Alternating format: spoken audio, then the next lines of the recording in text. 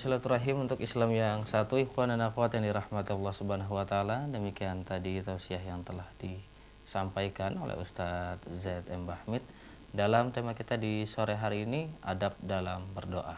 Dan seperti biasa ikhwan dan akhwat, di sesi selanjutnya atau sesi pada saat ini adalah sesi tanya jawab. Saya awali dari Ibu Estu di Bogor, Ustadz ya. Assalamualaikum warahmatullahi wabarakatuh. Ustadz, apa hukum mengheningkan cipta? Dan apakah diperbolehkan berdiri sambil diam selama 1 menit? Misalnya dalam rangka menghormati para pahlawan. Syukur. Ada telepon, Ustadz? Boleh ya, kita terima? Silakan. Telepon dulu ya. Baik. Assalamualaikum warahmatullahi wabarakatuh. Waalaikumsalam warahmatullahi wabarakatuh. Ibu dengan siapa di mana, Bu? Ibu Emma di Rawabelong. Silahkan Ibu Emma. Ini saya tentang doa ya Ustadz ya. Silakan. Ini kan Rasulullah suruh kita berdoa di akhir doa, baca Allahumma inna nas'alukal afwa wal afiyah. Terus waktu itu di sholat wajib apa sholat sunnah? Terus ada lagi Ana mau nanya nih. Kalau kita berdoa di akhir sholat waktu sujud itu, kita pakai bahasa Indonesia tapi dalam hati. Iya, itu aja Ibu? Iya. Baik. Itu Ustaz, itu berdoa itu di sholat sunnah apa di sholat wajib? Kan sholat awalu takbir, akhiru salam. Iya. Oke. Ya, baik ya, itu Bu, ya. Terima Bismillahirrahmanirrahim. kasih, Bu Allahumma salli ala Muhammad wa ala ali Muhammad. Bu, ini doa salah satu ibadah yang Allah Subhanahu wa taala tidak tentukan waktunya, tidak batasi dan tidak tentukan tempatnya. Tapi ada waktu dan tempat yang diistimewakan oleh Allah Subhanahu wa taala, artinya saat-saat yang makbul dan tempat yang makbul. Tempat yang makbul kayak di Baitullah Al-Haram itu diistimewakan oleh Allah taala, multazam ya, di Raudhah Masjidir Rasul sallallahu alaihi wasallam. Nah, ada saat-saat yang makbul. Saat yang makbul itu ketika kita dalam keadaan musafir, kita dalam keadaan berpuasa, kemudian kita di waktu malam bertahajud, itu saat-saat yang makbul. Di antaranya yang saya terangkan tadi ketika Ibnu Mas'ud bertanya kepada Rasulullah, selesai salat wajib itu juga termasuk saat yang makbul untuk kita berdoa. Minta kepada Allah Ta'ala. Jadi makin banyak kita berdoa meminta kepada Allah, itu makin baik. Artinya makin banyak kita buka hubungan dengan Allah Subhanahu wa taala. Nah, mengenai kita berdoa ketika sujud, selama kita tidak lafadzkan, boleh aja. Karena di dalam hadis Rasul sallallahu alaihi wasallam menyatakan sallu kama ra'aitumuni usalli.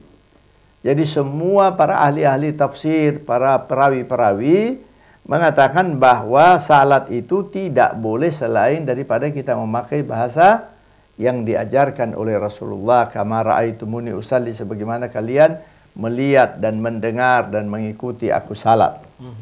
Nah, salat Rasulullah sallallahu alaihi wasallam telah memberikan bacaan-bacaannya di dalam kita salat wajib ataupun salat sunnah. Kalau kita mau tambah ketika kita bersujud dalam berdoa, boleh aja. Tapi dalam hati, karena dalam hati itu boleh karena begini juga. Terkadang juga kita dalam salat itu hati kita lagi menerawang ke sana ke sini. Kadang-kadang hati kita di tempat kerjaan, di tempat ini, tempat itu. Jadi boleh kita meminta dalam hati selama kita tidak lafadzkan. Insya Allah terjawab. Baik, ini kemudian pertanyaan untuk Ibu Estu di Bogor, Ustaz, hukum mengheningkan cipta dan apakah diperbolehkan berdiri sambil diam selama 1 menit? Bismillahirrahmanirrahim. Sebenarnya mengheningkan cipta ini artinya kalimat yang lain dari kita berdoa. Mengheningkan cipta itu sebenarnya kita disuruh untuk mendoakan kepada para pahlawan-pahlawan. Nah, ketika kita mendoakan kepada mereka, kita kan dilarang untuk mendoakan kepada yang orang-orang kafir. Nah, ini kadang-kadang kita menginginkan cita, pahlawan itu ada muslim, ada kafir. Kita bisa memakai, umpama kita menginginkan cipta, kita minta kepada Allah Ta'ala dalam hati. Minta kepada Allah Ta'ala. Ya Allah, ampunkanlah mereka-mereka yang mendahului kami yang beriman.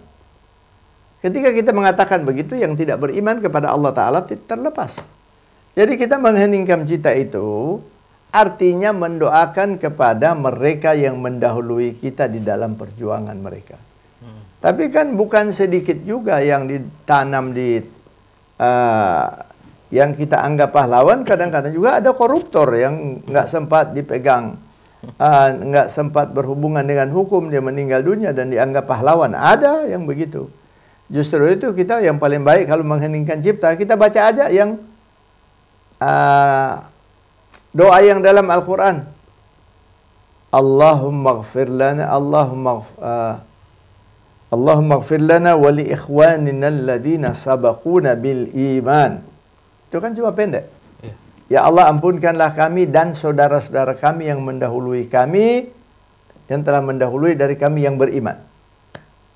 Berarti yang tidak beriman terlepas. Insya Allah terjawab. Wallahu alam. Baik, Ibu Emma di Rawabelong dan Ibu Esti di Bogor, semoga terjawab.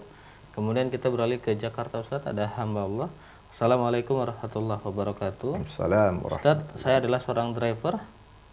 Ketika masuk sholat, terkadang kami masih di jalan karena macet.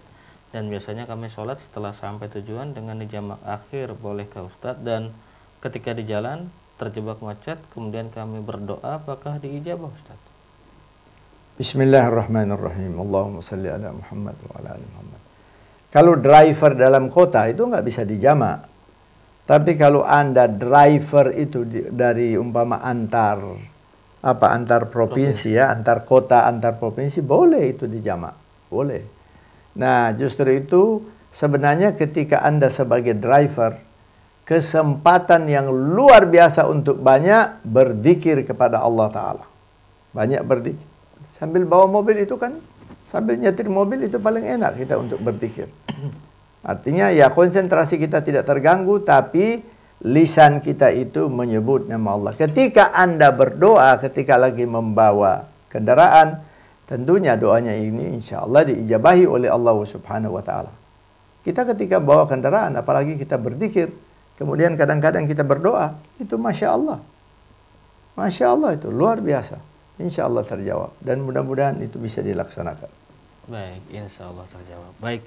Kemudian ada Bapak Iwan di Bambu Apus, Ustadz. Assalamualaikum warahmatullahi wabarakatuh. Assalamualaikum warahmatullahi. Ustadz, saya merasa doa saya tidak pernah dikabulkan oleh Allah, sehingga membuat saya malas dan tidak pernah lagi berdoa kepada Allah. Salahkah saya dan seharusnya apa yang harus saya lakukan? Bismillahirrahmanirrahim. Allahumma salli ala Muhammad wa ala ali Muhammad. Masya Allah, ini pertanyaan. Ketika kita menganggap bahwa doa kita tidak pernah diijabahi oleh Allah, itu sama dengan kita bersangka jelek kepada Allah Ta'ala. Dan di dalam hadis qudsi Allah Subhanahu wa Ta'ala mengingatkan, aku Allah mengikuti sangkaan hambaku. Jadi kalau kita menganggap bahwa doa kita diijabahi Allah Ta'ala ikuti sangkaan kita. Apalagi kemudian kita menjadi malas berdoa, subhanallah. Jadi siapa Iwan ya? Pak Iwan. Pak Iwan coba banting setir, ya, banting arah. Lebih banyak berdoa dan pompakan keyakinan dalam diri kita bahwa doa saya ini insya Allah akan diijabahi oleh Allah Ta'ala. Allah Ta'ala akan mengikuti sangkaan kita. Tapi jangan Pak Iwan lupa, sebagaimana saya sampaikan tadi, tidak semua yang kita minta itu yang diberikan oleh Allah Ta'ala. Karena Allah Ta'ala lebih tahu apa yang kita butuhkan. Mungkin kita kemarin-kemarin banyak dosa. Doa kita itu dijadikan oleh Allah sebagai pengampun dosa. Mungkin saatnya ini belum saatnya Allah memberikan apa yang kita inginkan. Tapi Allah Ta'ala tangguhkan karena itu mungkin ada kebaikan bagi kita. Jadi bersangka baiklah kepada Allah. Dan jangan sekali-kali kita jadi malas berdoa karena kita bersangka jelek kepada Allah. Karena itu hanya akan menjadi dosa yang lebih besar bagi kita. Insya Allah terjawab. Baik, insya Allah terjawab. Baik, ikhwan dan akhwat yang dirahmati Allah Subhanahu wa Ta'ala. Tidak terasa kita sudah berada di penghujung acara, Ustaz ya. Dan satu lagi pertanyaan Ustaz sebagai Silakan. pertanyaan terakhir dan pertanyaan penutup. Assalamualaikum warahmatullahi wabarakatuh, Ustaz. Dari hamba Allah. Ustaz, bagaimana hukum berdoa dengan menengadahkan tangan sehabis sholat, diperbolehkan atau tidak? Bismillahirrahmanirrahim. Allahumma salli ala Muhammad wa ala ali Muhammad. Memang sebenarnya kita kalau berdoa perlu menadahkan tangan. Itu dalam riwayat Rasulullah SAW pernah menadahkan tangan dan tangannya itu agak tinggi diangkat sehingga dalam riwayat itu dikatakan kelihatan putihnya badan Rasulullah SAW. Kelihatan. Nah, jadi berarti kita berdoa itu tadahkan tangan kepada Allah, rendahkan diri kita dan tadahkanlah tangan kepada Allah Ta'ala. Karena kita juga kalau berdoa itu kita harus merendah kepada Allah Ta'ala. Jangan umpama saya berikan contoh begini, apa pantas seorang berdoa umpama sambil menopang pinggang begini, kemudian kira-kira begini, lalu berdoa kepada Allah Ta'ala, kan nggak pantas. Kita juga memohon kepada para pejabat, kita akan mempunyai akhlak, kita duduk dengan baik, dengan suara yang cukup baik. Apalagi kepada Allah Subhanahu wa Ta'ala. Jadi perlu kita menadahkan tangan kepada Allah Ta'ala ketika kita berdoa mengharapkan sesuatu. Karena seorang ketika dia berdoa itu dia menunjukkan kepada Allah Ta'ala bahwa dia tidak mempunyai kemampuan tentang apa yang dia inginkan terkecuali dengan takdir dari Allah Ta'ala. Itu akan menyenangkan tentunya Allah Subhanahu wa Ta'ala. Mudah-mudahan terjawab. Hamba Allah yang mulia, para pendengar yang dimuliakan Allah Subhanahu wa Ta'ala, doa termasuk salah satu ibadah. Yang Rasul sallallahu alaihi wasallam menyatakan doa itu adalah ibadah.